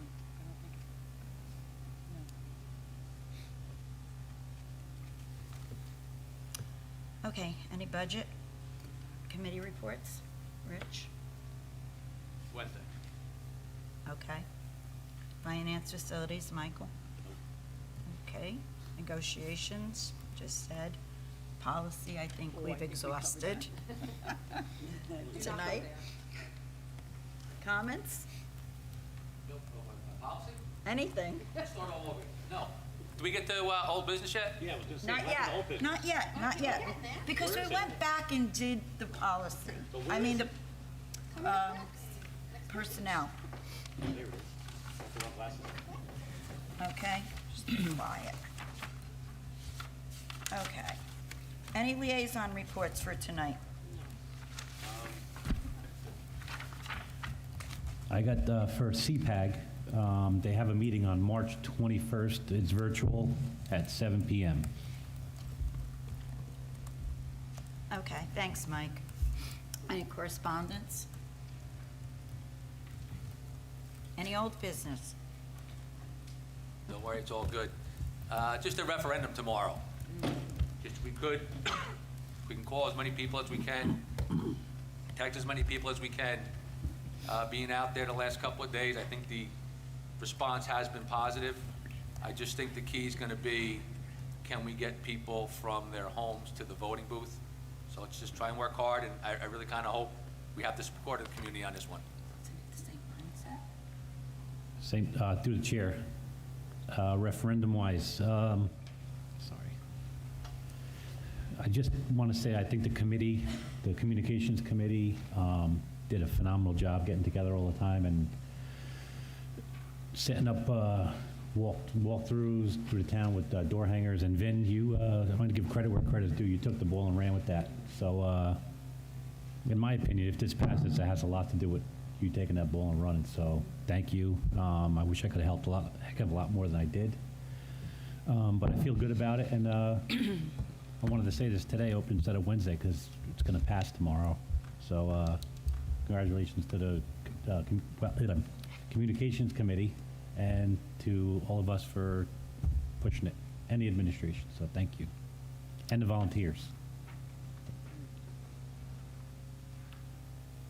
All right, since we're talking about the referendum, I had put a blurb out on Facebook if anyone had any questions. I would do my best to get them answered. And one of the questions that came to me was, how are we going to fund maintaining the field? As far as maintaining the turf field, when you purchase the actual turf field, the company does provide you with the machine needed to maintain it, so that is included. Does that answer the question? I think it was more or less monetary, like what is it going to cost us and how are we going to fund it? Well, through the chair, I know they give you, like you said, the machine, and they give you, I don't know if they call it bushels or pallets or what have you, but they give you a ton of those pellets too. So how long? That'll all be taken care of, and I think the architect said in previous meetings that that groomer will be used like twice a season. So there's no maintenance for it really during the years. The architect told me that it's warranted for about 8 years, and right now districts are seeing them last between 10 and 12 years, but there is a replacement cost around that time, and right now the going rate of replacing the turf, and I don't know what it will be in 10 and 12 years, but right now it's about $500,000. Through the chair, can I, Ray, but if we were to keep the field the way it is, how much money would we spend over those years to maintain the field that is currently here on our premises? I don't have that in front of me, but I. But it's not zero. Right. Right. Yeah, my The point con- here is it's not zero. It's not Right. like we're going from not spending any money on our field to spending money on our field. So I think we need to look at that, take it into perspective. That field floods immensely and gets completely ruined numerous times a year, and then is unplayable for weeks sometimes, depending on how bad so I think that all needs to be taken into consideration when we talk about changing over to a turf field.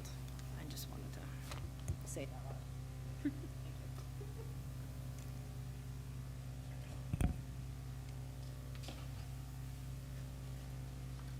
Any other old business? I have no business. Go ahead. New business. Just a suggestion. Through the chair. Through the chair.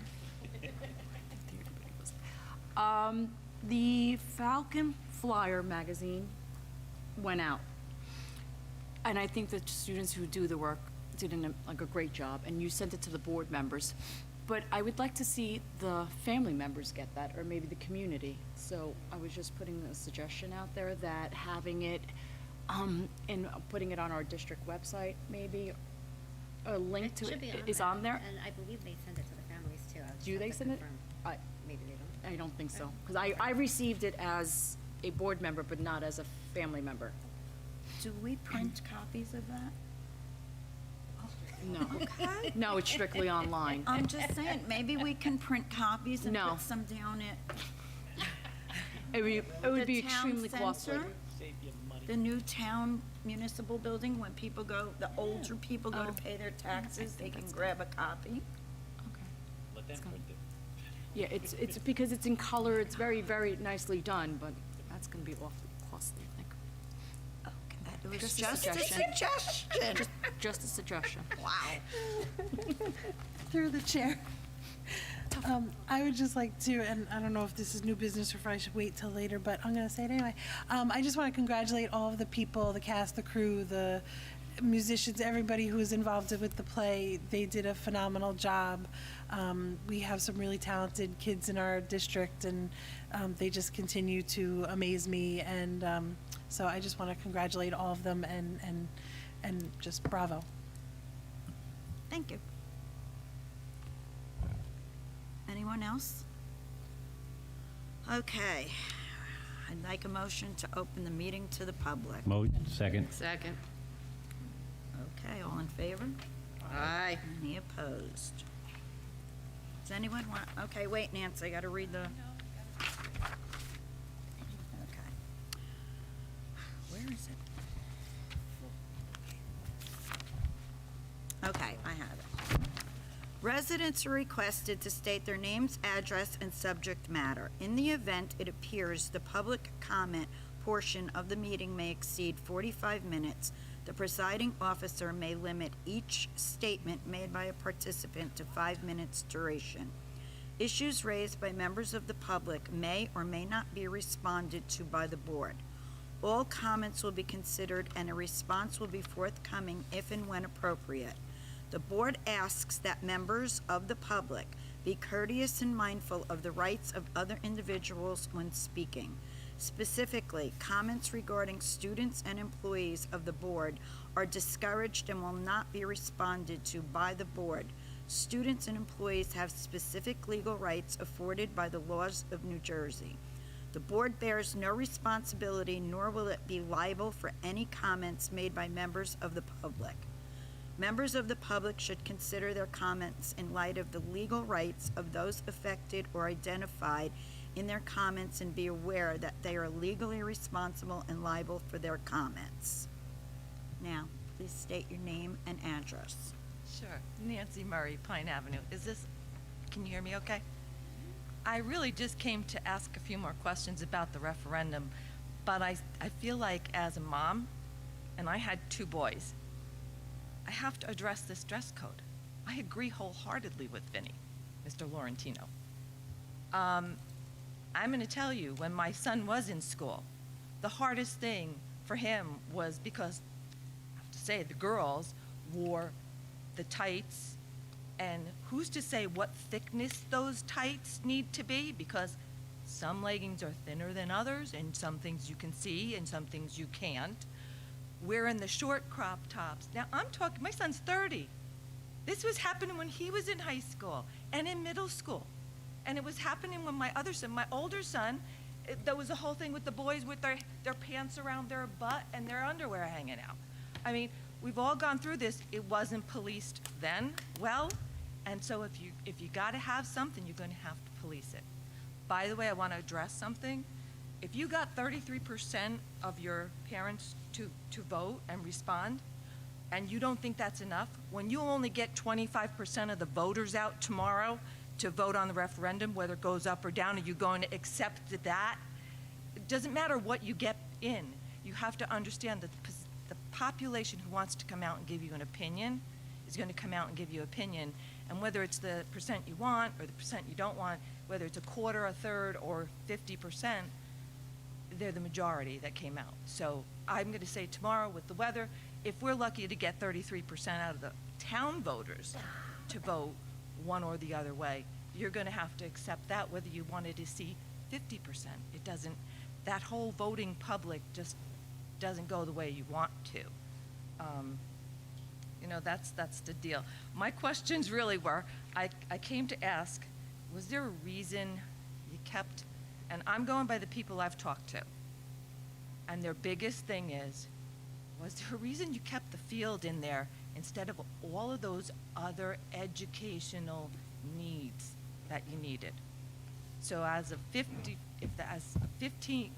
million rounded off, a third of it's going to be the field.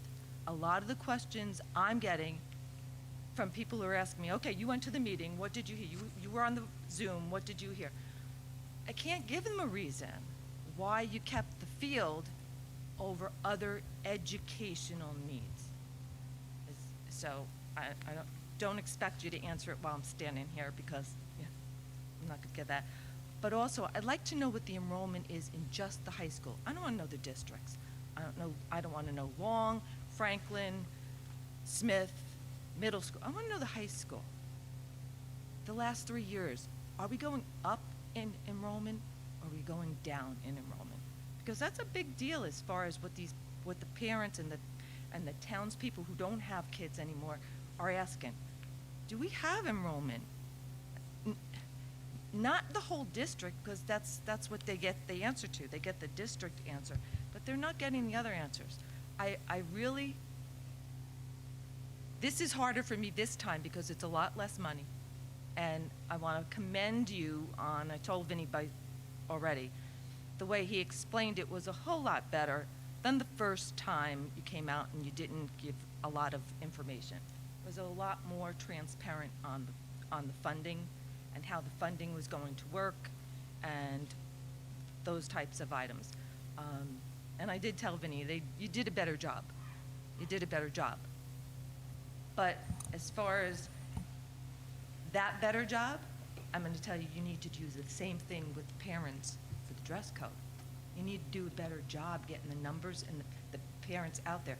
I wouldn't have known about the dress code until I got here. There was nothing. I didn't. And as far as the website, I'm sorry, but nobody knows your website. I have a hard enough time. Like if you're not a parent, you don't know to go on that website to find the Board of Ed website, the school, high school one. It's not, you're on the high school website and you have to know to go down on the menu and go to the Board of Ed. It's not as easy as just typing in SBBOE and just, you have your own website. You actually are on the high school website, the Saddlebrook Schools website. It's harder to find. And so a lot of people who may be looking for something don't find it. So I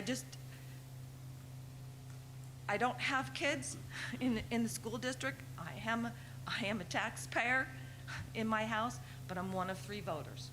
And I can tell you my son is still adamantly against the field. It's too hot to play on when the temperature goes up. Kids get burned, their skin gets burned, there's turf rash. And I'm going to tell you, in 10 years, if I'm still in town and around, I probably wouldn't give you the $500,000 to replace the turf. I'd be down here screaming again. Oh, I told you, 10 years ago, I told you. Tougher call for me. I got 3 voters in my house. I know one who's very adamant, and he's a no. Hate to say it, but his feeling is wanting to do more for the schools instead of the field. And you know, he's not in education, and he's not a teacher, he's not anything like that, and he's the one who said it. So can't tell you how the other one votes. He doesn't talk to me much as far as how he does that, but I can tell you I've given it a lot of thought. You know how I felt the first time I came down here a couple months ago. You know because you saw my comments and my questions on the Zoom meeting. But the idea is, I think it's a toss-up for tomorrow, and the only thing playing in your favor is probably the weather. Thanks. Thank you. Hi, Emily Scamtella, it's 86 Bell Avenue. I came tonight just because I was listening online, actually, about the dress code. We went out and voted, right, on that poll. You said that it was 33%. Okay. If we would have voted in December and 33% came out, you touched on all the points I wanted to make, and it was in your favor, that would have been satisfactory. And you would have listened and you would have partied, right? And the parents that came out for the last couple of years when we've been all this animosity that's been going on have said nothing else other than listen to us. Listen to us. We have our children in these schools. You guys get your opinions from your friends, right? Because I see very, very little of you in the schools or at certain events, so that you could actually understand what's going on. The 7th grader 2 years ago that lost her sneakers from the locker room, okay, from the lockers while she was in gym because they were the hot sneakers of the season, okay, the first day of school, I'm sure her mother voted on that poll. I know I voted when my son wore sneakers that had green stripes. He's colorblind, he could only see a couple colors. That was the color, it was the wrong type of color to have for the rest of the students. He got made fun of, never wore those again. Now you want to give the opportunity to the kids. You want to talk about HIBs? It's enough your policy is a little bit on the gray side, okay? You are opening a can of worms that you cannot take care of. You guys don't take care of it now. I see kids in onesies with skeletons on it walking around, red skeletons in a black onesie. That's nowhere near or wherever we are wearing. But I understand it's a lenient policy. I just don't understand why the sudden change without listening to the parents. We spoke up, we gave you our opinion, and you guys just are disregarding it. But you'll take it into account when it suits you. And that's the part that hurts the most, that made me come out.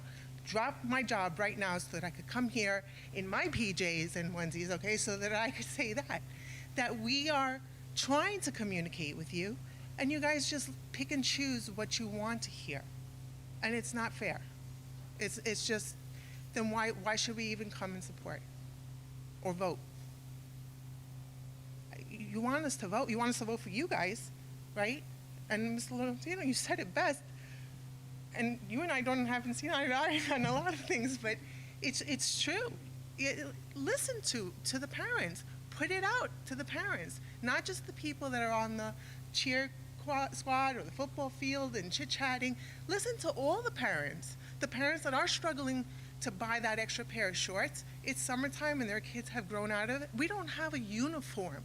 We're not contracted with a uniform company where we have to buy the jackets with the emblems that cost $250. There's people just buying gray sweatpants, black sweatpants, blue sweatpants. That's exactly what you could buy for street clothes as well. So I'm not saying if that's what if the parents want to get rid of the policy, then so be it. If the parents want to keep the policy, but one way or the other, you got to leave it up to the parents. They're the ones buying it. You guys aren't budgeting anything for uniforms or for street clothes. and you're definitely not budgeting time or manpower to take care of the situations that are going to arise at all. Thank you. Thank you.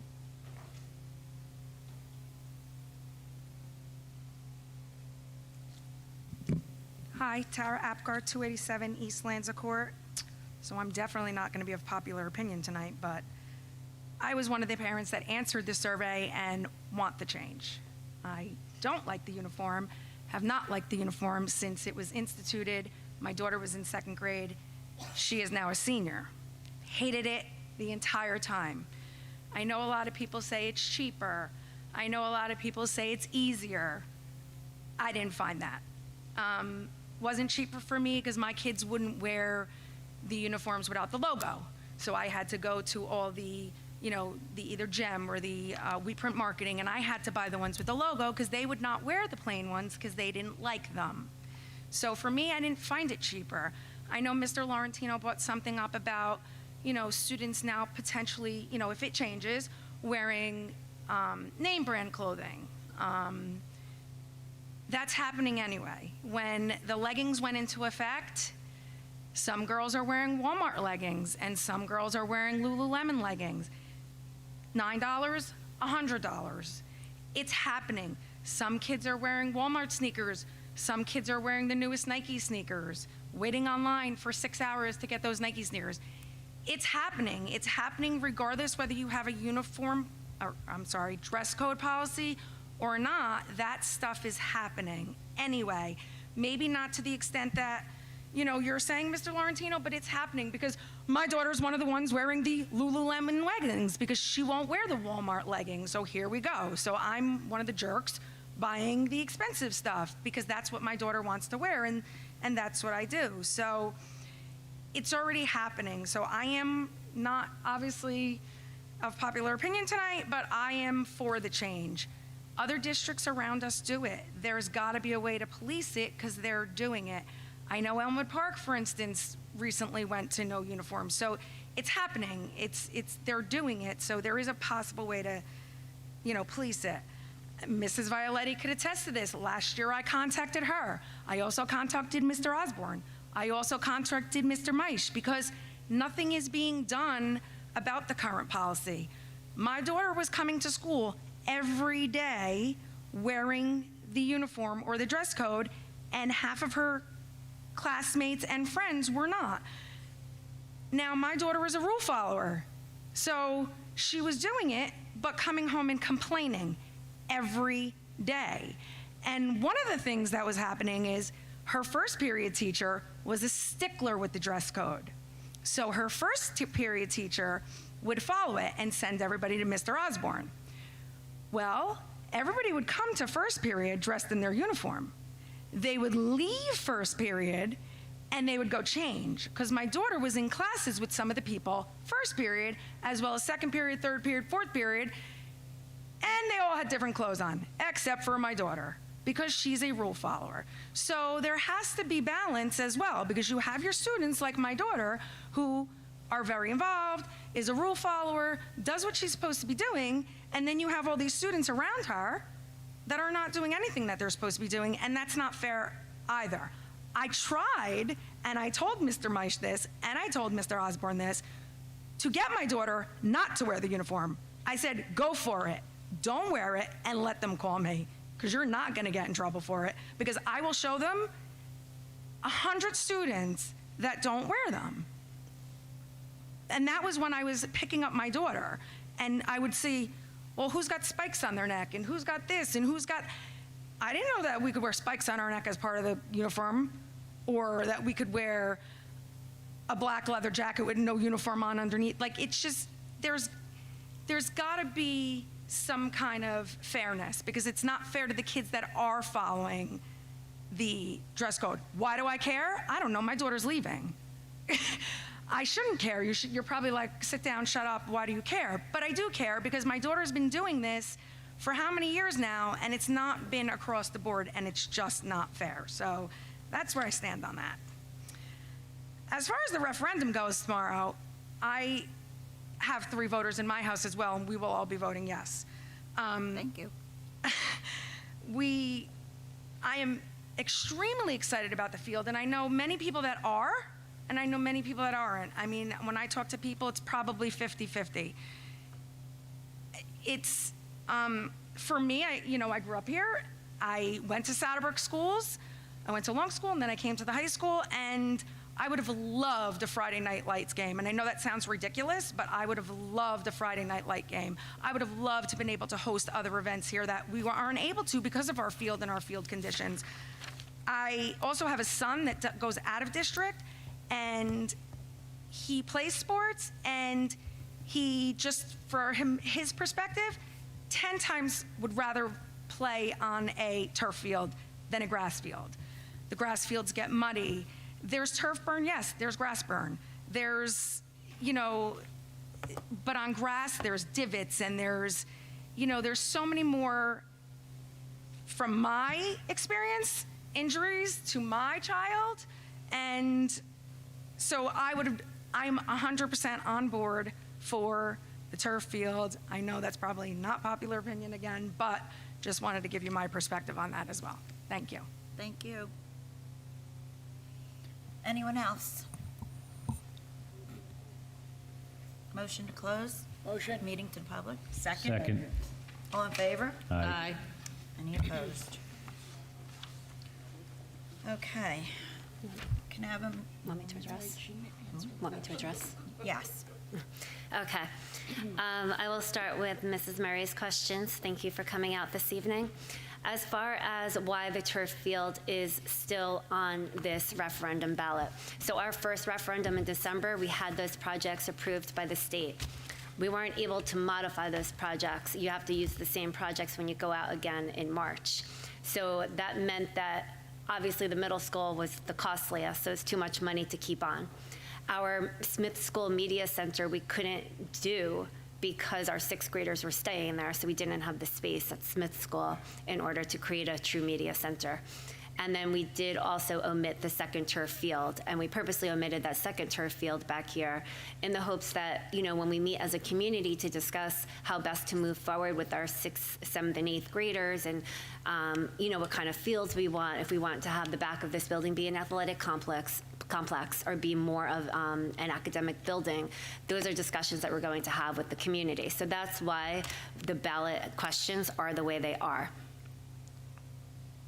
You're welcome. So as far as, why the turf field, people are always thinking about our athletes, and yes, our student athletes that would benefit from our turf field and having night games, but we also have our band and our color guard. They can have night competitions. They practice out there nightly. And then we have our students that are here, and our physical education classes are going outside. They're using that field, and unfortunately, they're often stuck in our gymnasiums instead of going outside due to the flooding. There's plenty of times that they would want to go out and throw a football, and it's impossible for them to do so. You asked about enrollment. I will even check for you. So last 3 years, so 2021, in our high school only was 493 students. 21,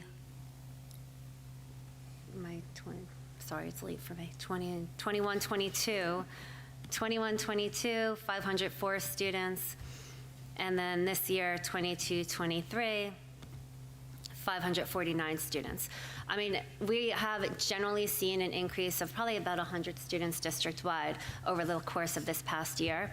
But the reason why we're saying we need the space is not because of the increase in student enrollment. The reason why we're saying we need the space is because of the increase in the mandates by the state of New Jersey and the restrictions that we're put under when it comes to special education classes, when it comes to programs. Like our aviation lab is in the back of a biology lab. So that's why, as we're expanding our options that we're offering our students, we would need space in order to continue to do so. Like our Tomorrow Teachers program is in a geometry classroom where, it would just be better to have classrooms that are aligned with the actual content of the instruction that we're going with. And then I want to address the dress code policy, and I appreciate everybody coming out and sharing, and I'm sure the board will take your comments into consideration. But as far as policing it, as everyone's talking about, that's where the struggle is. And our leadership team really does a fabulous job, and our staff does a fabulous job doing their jobs and what they do. To me, and I would have to think it through, but in order to fully police it, it would require every student entering through one door, funneling all the students through one door, and stopping them at this door and looking them up and down and saying, okay, you're not in dress code, you're not in uniform, come to the auditorium. And then calling their parents, having their parents, so they can't go to class until they have a change of clothes or until they go home and change and come back. And I think what we're forgetting is the purpose of what we do is education. So we're then stopping our students from getting the education they deserve. There's no right, it's tricky. It's definitely tricky. And there are code of conduct violations that do happen right now. And it's progressive, the discipline. So you have a lunch detention, then you have an after-school detention, then you have a Friday detention. But do you want us suspending students for dress code violations? I guess that's, at what point, I mean, you work with the family, you have family meetings, but this is where the struggle is. Because what is what are we doing here? We're educating them. We want them to sit in the classroom. We want our teachers to focus on their instruction, not necessarily looking at every student's clothing and determining if it meets the dress code policy or not. I mean, you do, but at the same time, you want that. You want the instruction to happen as well.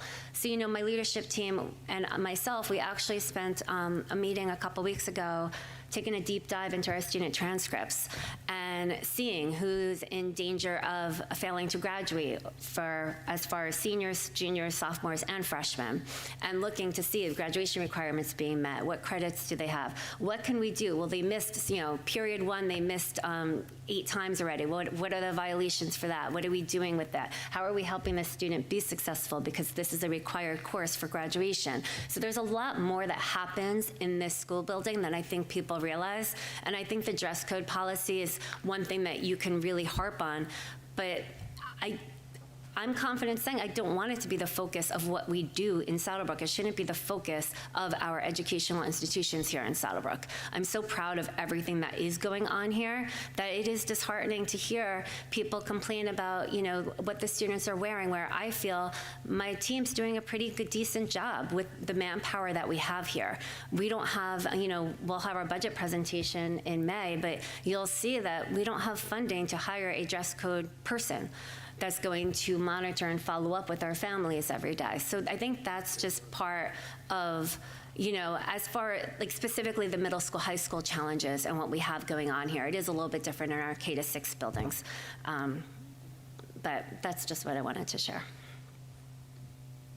Thank you. Okay, go ahead, Mr. If I just Kirby. comment, just to correct some numbers, the turf field is about 2.3 million, which is 16% of the total referendum costs. It's not 33%. And the state is giving a small amount, but they do give some funding for this project.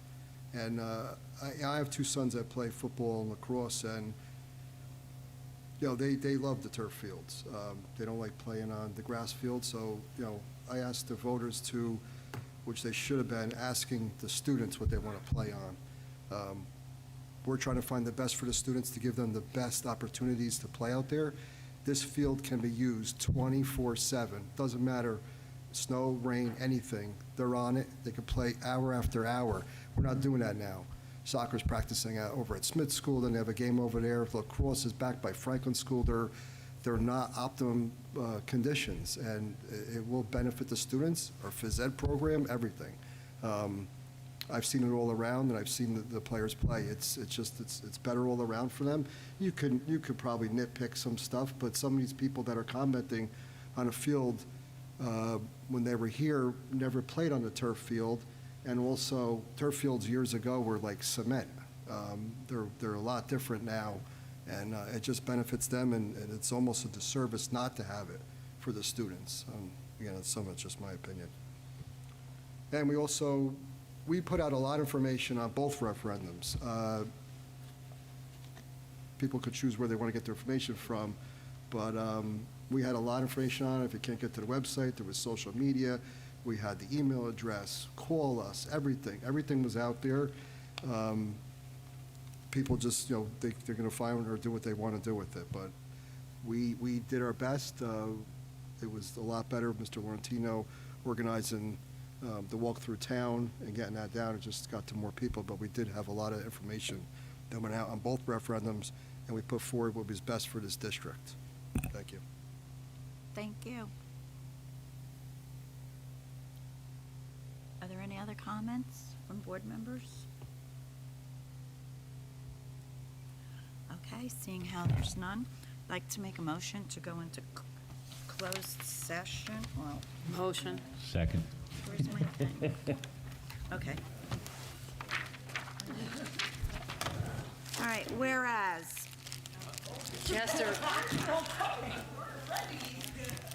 the Board of Education must discuss matters which are not appropriate for discussion in a public meeting, and whereas the subjects are within the exceptions of the Open Public Meetings Act and are permitted to be discussed in closed session pursuant to NJSA 10-4-12B, and whereas the Board of Education intends to discuss matters as follows.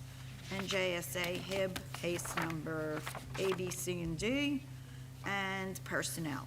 Whereas the length of the closed session is estimated to be approximately 60 minutes, after which the public meeting of the board shall reconvene and action will not be taken.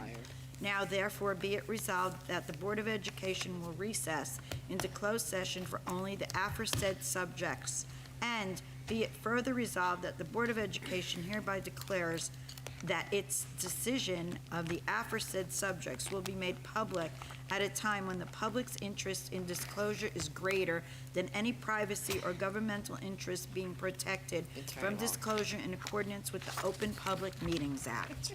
Oy. Good night, all. Yeah, they did it. All right, motion to go into closed. Second.